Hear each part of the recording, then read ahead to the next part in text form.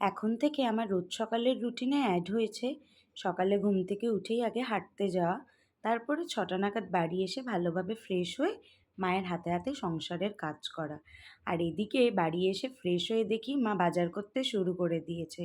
মানে এই কাকুর থেকে মা একটু মাছ কিনছিল। আর তারপরে মায়ের বলাতে আমি একটুখানি এখানে চাও বসিয়ে দিয়েছিলাম।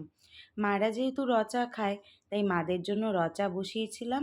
আর আমি যেহেতু গ্রিন টি খাই, তাই আমার জন্য আলাদা করে আবার গ্রিন টি করেছিলাম। চা খাওয়ার পর কিন্তু আমি এখানে মাকে সমস্ত কিছু হাতে হাতে গুছিয়ে দিয়েছি, কারণ মা রান্না করবে।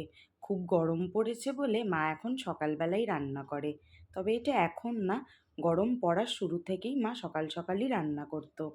আর এদিকে দেখি আজকে মা অনেক দিন পর শিলনোড়া পেতেছে, মশলা বাটছে।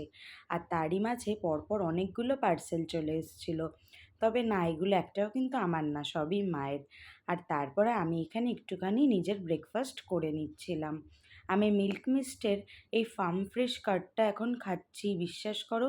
এত টেস্টি খেতে যে কি বলবো, তোমরাও পারলে ট্রাই করো। আর তার সাথে তো মুসলি ছিল।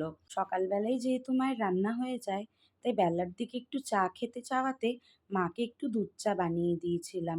সেই সাথে আমার ২ মাসিও ছিল, তারাও খেয়েছে। মাসিরা আবদার করেছে বলে কথা, কী করে না মেটাই বলো। আর তারপরে স্নান করে এসে দেখি এরই মাঝে একঝাঁক বৃষ্টিও হয়ে গেছে।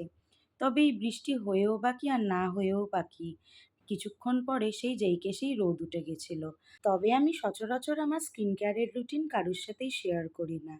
যেহেতু আজকে ফেস মাস্ক অ্যাপ্লাই করেছিলাম, তাই ভাবলাম শেয়ার করি। আমি ফক্সটেলের এই মাস্কটা অ্যাপ্লাই করেছিলাম। ভাবতে পারিনি যে এটা এত ভালো কাজ হবে।